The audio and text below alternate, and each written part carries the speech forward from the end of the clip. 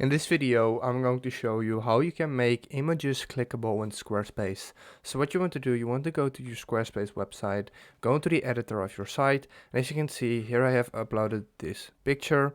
This is a thumbnail actually, but yeah, that doesn't really matter. From here, you want to go to edit and edit this, and then go to the image itself and hit the pencil icon. And now the editor comes up. So here we can see the picture itself, we can replace it, we can edit it, and we can add a link. So for example, we can add google.com just as an example.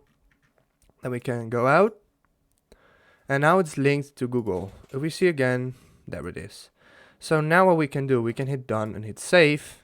And yeah, now if we go ahead and view it like this, you can see it's a clickable image. And if we click it, Google opens right here. If this video helped you out, please leave a like, please subscribe, and see you next time. Have a good day.